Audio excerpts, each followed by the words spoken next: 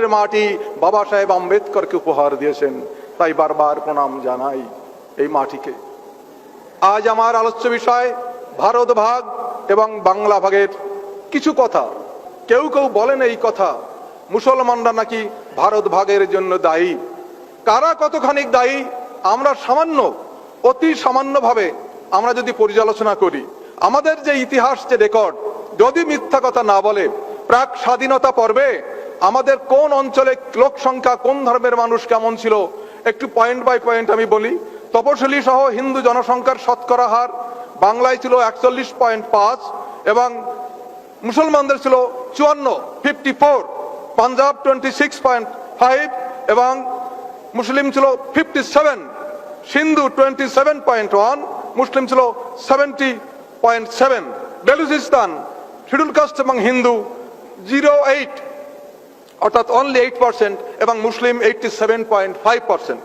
আর বাংলা প্রদেশের কথা যদি আমরা আলাদা করে বলি, আমাদের ডিভিশন ছিল Bardhaman division, presidency division, Rajshahi division, Dhaka division, Chittagong division. Bangla প্রদেশ ঠিক এইভাবে প্রথমে আমি বলবো হিন্দু তথা তপশিলীদের জনসংখ্যা, পরবর্তীকালে আমি বলবো মুসলমানদের জনসংখ্যা। বর্ধমানে ছিল হিন্দুদের 78.98 এবং মুসলমানদের 13.90, প্রেসিডেন্সি বিভাগে 53.70 এবং মুসলমানদের 44, মুসলিম 56, রাজশাহী 30.51, মুসলিম 62.52, ঢাকা বিভাগ 27.70 এবং মুসলিমদের ছিল 71.59, চট্টগ্রামে 20.70 হিন্দুদের এবং মুসলমানদের 75.40। এইভাবে বিভক্ত থাকা সত্ত্বেও মুসলমানরা কিন্তু তখনও আন্দোলন করেনি যে আমরা স্বতন্ত্র হয়ে যাব। যে কংগ্রেস স্বাধীনতা আন্দোলন করেছিল, সেই কংগ্রেসই প্রথমে 1947 সালের এপ্রিল মাসে কলকাতার সিংহি পার্কে অধিবেশনে প্রথমে সিদ্ধান্ত নিলেন দেশটা ভাগ করা দরকার। কেন দরকার সে পুরনো ইতিহাস আপনারা আগে শুনেছেন। তারা বললেন ভাগ করা দরকার। যখন এই সিদ্ধান্ত হলো দেশ ভাগ করতে হবে, তখন মুসলিম লীগ ভাইসরয়ের কাছে গিয়ে, মাউন্টব্যাটেনের কাছে গিয়ে বললেন, দেখুন, দেশ যদি ভাগ করতে হয় তাহলে কিন্তু মুসলমানদের জন্য স্বতন্ত্র দেশ আমাদের দিতে হবে। মাউন্টব্যাটেন প্রথম এই কথাটা শুনলেন যে মুসলিম লীগ বলছে দেশ যদি ভাগ করতে হয় তাহলে মুসলিম লীগের জন্য স্বতন্ত্র দেশ আমাদের চাই। মাউন্টব্যাটেনের কাছে মুসলিম লীগ যখন এই বক্তব্য রাখছে, তার পরপরই বাংলার শ্যামাপ্রসাদ মুখার্জি, বাংলার রাজ্যপাল ফ্রেডারিক বরোজ, তার কাছে গিয়ে বলছে ওরা যদি মুসলমানদের জন্য স্বতন্ত্র রাজ্য দাবি করে, আমরা বাংলা ভাগ করতে চাই। আমরা দাবি করব দেশ যদি ভাগ হয় বাংলাও ভাগ হবে। মাউন্টব্যাটেনের কাছে দুটো প্রস্তাব, একটা প্রস্তাব দেশ ভাগ, আর শ্যামাপ্রসাদ মুখার্জি বলছে বাংলা ভাগ চাই। মাউন্টব্যাটেন বলে মহা মুশকিল, এখন আমি কোন সিদ্ধান্ত নেব? মাউন্টব্যাটেন একা কোনো সিদ্ধান্ত নিতে পারেন না। 1947 সালের 2রা জুন নিজের বাড়িতে মিটিং ডাকলেন। ভারতবর্ষের সমস্ত রাজনৈতিক নেতাদের ভিতর যারা সর্বাপেক্ষা দামি তাদের ডাকলেন মাউন্টব্যাটেন নিজের বাড়িতে। ডেকে বললেন যে দেখুন, ভারতবর্ষ ভাগের প্রস্তাব এসছে, হোয়াট ইজ ইউর ওপিনিয়ন? কাকে কাকে ডাকলেন? কংগ্রেসের পক্ষ থেকে Pandit Jawaharlal Nehru, Sardar Vallabhbhai Patel, Acharya Kripalani. On behalf of Muslim League, mister Mohammad Ali Jinnah, mister Liaquat Ali Khan, mister Abdur Rab Nishtar. আর শিখ জনগোষ্ঠীর পক্ষ থেকে সর্দার বলদেব সিং। এই 7 জন ব্যক্তিকে ডাকলেন আমাদের মাউন্টব্যাটেন তার বাড়িতে, যে দেশ ভাগ করা যায় কিনা। বাবা সাহেব আম্বেদকরকে ডাকেনি। এত বড় তপশিলি অবহেলিত মানুষ, জনগোষ্ঠীর প্রতিনিধি বাবা সাহেব আম্বেদকর, তাকে ডাকা হলো না দেশ ভাগের সময়। এবং মহাপ্রাণ যোগেন্দ্রনাথ মন্ডল, তাকেও ডাকা হলো না দেশ ভাগ করা হবে কিনা। এই 7 জন ব্যক্তিকে ডেকে সিদ্ধান্ত নেওয়া হলো যে দেশ ভাগ করা যাবে কিনা। এই 7 জন আবার একটা গণতান্ত্রিক পদ্ধতির কথা মাউন্টব্যাটেনকে বললেন যে দেখুন, আমরা 7 জনে তো বলতে পারি না, তবে বাংলা ভাগের ক্ষেত্রে আমরা একটা সাজেশন আপনাকে রাখতে পারি। What is your suggestion? বলে বাংলা অ্যাসেম্বলিতে যত মেম্বার আছেন, এমএলএ বা এমএলসি যারা আছেন, তার হিন্দু মাইনরিটি, হিন্দু যারা অধ্যুষিত যে সমস্ত মেম্বার এবং মুসলমান অধ্যুষিত মেম্বার, তাদের নিয়ে আলাদা আলাদা করে মিটিং করা হোক। যে সমস্ত জেলার মুসলমানরা সংখ্যায় বেশি, সেই সমস্ত জেলার এমএলএরা একসঙ্গে মিটিংয়ে বসবেন। যে কয়টা জেলার হিন্দুরা বেশি, সেই কয়টি জেলার হিন্দু মুসলমান মিলে মিটিংয়ে বসবে। এই 2 মিটিংয়ের সিদ্ধান্ত অনুসারে যদি কোনো মিটিং বলে যে দেশ ভাগ হবে, তাহলে মেনে নেওয়া হবে। সেই মিটিংটা কিভাবে হলো তখন আপনারা দেখুন। তখন 1947 সালে বাংলা অ্যাসেম্বলিতে 225 জন মেম্বার ছিলেন। বাংলা অ্যাসেম্বলিতে ছিলেন 225 জন মেম্বার। এখন ভাগ করা হচ্ছে যে কোন কোন জেলায় হিন্দুরা বেশি, কোন কোন জেলায় মুসলমানের সংখ্যা বেশি। হিন্দু জেলাগুলো যেখানে বেশি ছিল বর্ধমান, বীরভূম, বাঁকুড়া, মেদিনীপুর, হুগলি, হাওড়া, কলকাতা, 24 পরগনা, খুলনা, জলপাইগুড়ি, দার্জিলিং, এই 11টি জেলায় হিন্দুর সংখ্যা বেশি। এবং এই 11টি জেলার অ্যাসেম্বলির মোট সংখ্যা হলো 80 অ্যাসেম্বলি মেম্বার হলেন 80 জন। এই 80 জনের ভিতর হিন্দু 54 জন, মুসলমান 21 জন, অ্যাংলো ইন্ডিয়ান 4 জন, ভারতীয় খ্রিস্টান 1, হিন্দু 54, মুসলিম 21, অ্যাংলো ইন্ডিয়ান 4, ভারতীয় খ্রিস্টান 1, টোটাল 80 মেম্বার অফ অ্যাসেম্বলিজ। বেঙ্গলে এই 11টি জেলার এই অ্যাসেম্বলির এই 80 জন এমএলএরা এক জায়গায় বসলেন এবং বলা হয়েছিল হিন্দু অধ্যুষিত অঞ্চলের এমএলএরা যেদিন মিটিং করবে সভাপতিত্ব করবেন একজন হিন্দু। সেই মিটিংয়ে সভাপতি করেছিলেন বর্ধমানের মহারাজা উদয়চাঁদ মহাতাব। তার সভাপতিত্বে 11টি জেলার 80 জন এমএলসি মিটিং করছেন বাংলা ভাগ হবে কিনা। সেই মিটিংয়ে বিশিষ্ট হিন্দু যারা উপস্থিত ছিলেন, বিশিষ্ট হিন্দু, তাদের কয়েকজনের নাম আমরা পেয়েছি। হিন্দুদের পক্ষে ছিলেন ডক্টর শ্যামাপ্রসাদ মুখোপাধ্যায়, মহারাজ উদয়চাঁদ মহাতাব, মুকুন্দ বিহারী মল্লিক, রতনলাল ব্রাহ্মণ, জ্যোতি বসু। আর মুসলমানদের পক্ষে উপস্থিত ছিলেন mister HS. Suhrawardy, M A. Ispahani, Abdul Hossain, Abdur Rahman, Musharraf Hossain. বিশিষ্ট মুসলমানদের মধ্যে এই কয়জন, বিশিষ্ট হিন্দুদের মধ্যে এই কয়জন। ভোট হলো, কে কাকে ভোট দিয়েছে আমরা জানি না, আমার ইতিহাসে লেখা নেই। দেড় ভাগের পক্ষে কে ভোট দিয়েছে, বিপক্ষে কে ভোট দিয়েছে আমরা বলতে পারছি না। হিন্দুদের পক্ষে এরা ছিলেন, মুসলমানদের পক্ষে এরা ছিলেন। ভোটের রেজাল্ট এইবার শুনুন। বাংলা ভাগের পক্ষে 58, বাংলা ভাগের বিপক্ষে এগেইনস্ট 21 জন। ভালো করে মনে রাখবেন, হিন্দু অধ্যুষিত জেলার এমএলএরা 80 জন এক জায়গায় বসে ভোট দিয়েছেন। বাংলা ভাগের পক্ষে 58 জন, বাংলা ভাগের বিপক্ষে 21 জন। একজন এমএলএ মনে হয় অনুপস্থিত বা নীরব ছিলেন। এইবার চলুন মুসলমান অধ্যুষিত জেলাগুলিতে। মুসলমান অধ্যুষিত জেলা 16টি: চট্টগ্রাম, নোয়াখালী, ত্রিপুরা, বাকরগঞ্জ, ঢাকা, ময়মনসিংহ, ফরিদপুর, যশোর, মুর্শিদাবাদ, নদিয়া, বগুড়া, দিনাজপুর, মালদা, পাবনা, রাজশাহী, রংপুর। এই 16টি জেলায় মোট জনসংখ্যার অ্যাসেম্বলির মেম্বারের সংখ্যা 145 জন। এই 16টি জেলা মুসলিম অধ্যুষিত। Total member 145।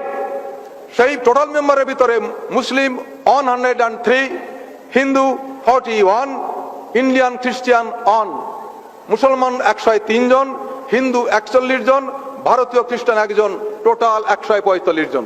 ওখানে গেল 80 জন, আর এরা হলো 145 জন। এই 145 জনে এখন ভোটাভুটি হচ্ছে। রেজাল্ট পরে বলছি। কোন বিশেষ বিশেষ হিন্দু এবং কোন বিশেষ বিশেষ মুসলমান নেতা উপস্থিত ছিলেন একবার শুনুন। হিন্দু বিশিষ্ট ব্যক্তিদের মধ্যে এই ভোটাভুটিতে উপস্থিত ছিলেন দ্বারিকানাথ বারুরি, নগেন্দ্র নারায়ণ রায়, মহারাজা গিরিশচন্দ্র নন্দী, সতীশ চক্রবর্তী, ভোলানাথ বিশ্বাস, হারানচন্দ্র বর্মন, গয়ানাথ বিশ্বাস, কিরণ শঙ্কর রায়, ধীরেন্দ্রনাথ দত্ত, নেলি সেনগুপ্তা, প্রমথরঞ্জন ঠাকুর, পিয়ার ঠাকুর। আর মুসলমান নেতৃস্থানীয় ব্যক্তিদের ভিতর ছিলেন এ.কে. ফজলুল হক, মোহাম্মদ আলী, নুরুল আমিন, আহমদ হোসেন, শামসুদ্দিন আহমদ, আরো অনেকে ছিলেন। 145 জনের ভিতরে বিশেষ ব্যক্তি এই কয়েকজনের নাম আমরা ইতিহাসে খুঁজে পেয়েছি। এখন ইলেকশনের রেজাল্টটা দেখুন। 145 জনের ভিতরে সেখানে 4 জন সেখানে অ্যাবসেন্ট বা ভোট দেননি। বাংলা ভাগের পক্ষে ভোট দিচ্ছেন 34 জন, বাংলা ভাগের বিপক্ষে ভোট দিচ্ছেন 106 জন। Against partition 106। মুসলমান অধ্যুষিত অঞ্চলের এমএলএদের ভিতর এগেইনস্ট পার্টিশন 106, আর ফর পার্টিশন অনলি 34। আগে সিদ্ধান্ত হয়েছিল যদি এই দুই বিভাগের ভিতর থেকে হিন্দু অধ্যুষিত জেলাগুলি এবং মুসলমান অধ্যুষিত জেলাগুলির ভিতর কোনো একটি বিভাগে যদি বাংলা ভাগের পক্ষে একজনও বেশি রায় দেয় তাহলে 1.5 ভাগ হবে। মুসলমান অধ্যুষিত অঞ্চলের ভিতরে 1.5 ভাগের পক্ষে তারা ভোট দেয়নি। হিন্দু অধ্যুষিত অঞ্চলে দেশভাগের বিপক্ষে ভোট দিয়েছে। 34 আর 140 হয়, 5 জন অনুপস্থিত ছিলেন অথবা ভোট দেয়নি। এর পরেও কি বলা যায় মুসলমানরা আমাদের দেশ ভাগ করেছে? এ খতিয়ান ইতিহাস যদি মিথ্যে কথা না বলে কে অস্বীকার করবে? গণতান্ত্রিক পদ্ধতিতে একদিন দেশ ভাগ হয়েই গেল। আজ আমরা কাউকে অপরাধী করতে পারি না। দেশভাগ হয়ে যাওয়ার পর আমাদের নেতৃস্থানীয় ব্যক্তিবৃন্দ তারা অধিকার জানিয়েছিলেন। পণ্ডিত জওহরলাল নেহরুকে বলেছিলেন আপনারা কি কাজটা করলেন? গান্ধীজিকে বলেছিলেন আপনারা কি কাজটা করেছিলেন? গান্ধীজি প্রথমে বলেছিলেন India will be divided over my dead body. India যদি ভাগ হয় তাহলে আমার এই মৃতদেহের উপর দিয়ে ভাগ হবে। ইন্ডিয়া যখন ভাগ হচ্ছে, গান্ধীজি বহল তবিয়াতে বেঁচে আছেন, কখনো একটু অসুস্থতা হননি, ডেড বডির উপর দিয়ে ভাগ হয়নি। যে সকল বাস্তুচ্যুত মানুষ আর্থিক অনটনের মধ্যে অবর্ণনীয় কষ্ট ভোগ করছে, এখনো করছেন, আমরা তাদের সকলকে পুনর্বাসন দেবার জন্য উদ্বিগ্ন। সর্দার বল্লভভাই পটেল বলেছিলেন যাদের সঙ্গে আমাদের রক্ত মাংসের সম্পর্ক, যারা একত্রে আমাদের সঙ্গে স্বাধীনতা সংগ্রামে অংশগ্রহণ করেছেন, যেহেতু তারা একটি সীমারেখার উপরে, সেই জন্য হঠাৎ তারা আমাদের কাছে বিদেশি হয়ে যেতে পারে না। দক্ষিণ আফ্রিকায় বসবাসরত ভারতীয় বংশোদ্ভূত ব্যক্তিরা আফ্রিকার নাগরিক হওয়া সত্ত্বেও আমরা এখনো তাদের সাহায্য করার চেষ্টা করি। তাদের যদি আমাদের কাছে দাবি করার অধিকার থাকে, তাহলে অপর অংশে যারা আটকে রয়েছে তারা সুনিশ্চিতভাবে আমাদের কাছে দাবি করবে। গান্ধীজি যখন বেঁচে আছেন তখন গান্ধীজি বললেন হিন্দু ও শিখ যারা আটকে আছে তারা যদি আর ওখানে থাকতে ইচ্ছা না করেন, তাহলে সম্ভাব্য যে কোনো উপায়ে এখানে চলে আসতে পারেন এবং সেক্ষেত্রে কাজ হবে তাদের জীবিকার জন্য কর্মসংস্থান, তারা যাতে জীবনে স্বাচ্ছন্দ্যময় জীবন ফিরে পায়। এই তো ভারত ভাগের ইতিহাস। ভাগ করেছিল কারা? ব্রাহ্মণ্যবাদী মানুষ, মুসলিমরা নয়। কেন ভাগ করেছিল? বাংলা যদি ভাগ না হতো তাহলে প্রধানমন্ত্রী হতো মুসলমান, স্বরাষ্ট্রমন্ত্রী হতো শিডিউল কাস্ট। বাংলা যদি ভাগ না হতো তাহলে বাংলার গৌরব বহন করতো মুসলমান আর খ্রিস্টানে। বিফোর পার্টিশন আপনারা জানেন যে 3 জন প্রধানমন্ত্রী হয়েছিলেন, 3বারই মুসলমান। এই বর্ণবাদী মানুষের তারা চমকে গেল, একই রে বাবা, বাংলায় চিরকাল ধরে এখানে লক্ষণ সেনের রাজত্বের আমরা চিরকাল মুসলমানের অধীনে থাকবো? It is quite impossible. কার মাথায় এই বুদ্ধি আসলো? শ্যামাপ্রসাদ মুখার্জি বললেন না, বাংলা ভাগ করতে হবে। কেন ভাগ করতে হবে? আমাকে রাজা হতে হবে। রাজা হওয়ার জন্য বাংলা ভাগ করলেন। আজ তাদের রাজা হওয়ার জন্য, তাদের অবসর বিনোদনের জন্য, তাদের আনন্দের জন্য দেশটা ভাগ করলো। আজকে আমার মানুষ পথে ঘাটে প্রান্তরে প্ল্যাটফর্মে তারা ভিখারির মতো জীবন যাপন করছে। আজ আমাদের কর্তব্য আছে না? আমাদের কর্তব্য আছে। দেশের 85% মালিক আমরা। আজকে সেই পার্টিশনের বিরুদ্ধে আন্দোলন করতে পারি। তারা আমাদের নাগরিকত্ব দেয়নি, তার বিরুদ্ধে আন্দোলন করতে পারি। তারা আমাদের পুনর্বাসন দেয়নি, তার বিরুদ্ধে আমরা আন্দোলন করতে পারি। আন্দোলন করতে হবে। যে কোনো পরিস্থিতিতে দেশভাগ হয়ে যেতে পারে, কিন্তু আমরা কি নীরবে চুপ করে বসে থাকতে পারি? It is not our duty. আমাদের একমাত্র পথ সংগ্রাম। বাবা সাহেব আম্বেদকর বলেছিলেন দেশভাগ হয়ে যাওয়ার সময় যে this swaraj is their swaraj, we are still slaves. এই স্বরাজ তাদের স্বরাজ। আমরা যে দাস ছিলাম আমরা এখনো সেই দাস আছি। If you want to live as human being you must stand on your own leg. যদি মানুষের মতো বাঁচতে তোমরা চাও, নিজের পায়ে দাঁড়াবার চেষ্টা করো। বাবা সাহেবের সেই বাণী যদি আমরা অক্ষরে অক্ষরে পালন করতে পারি, তাহলে আজকে উদ্বাস্তুদের নিয়ে যে সিনেমিনি খেলা হচ্ছে, আজকে বামসেফের উদ্যোগে যে উদ্বাস্তু আন্দোলনের কথা আমরা বলছেন, যে নাগরিকত্ব বিল নিয়ে আজকে মহা সংকটে ফেলেছে, দেশ ভাগ করলে তোমরা আজকে আমরা বিচ্ছিন্ন হবে, সমস্ত ভারতবর্ষের প্রান্তর থেকে প্রান্তরে ঘুরে বেড়াচ্ছে ভিখারির মতো, তারপরেও তোমরা বলছো you have no right to live in India.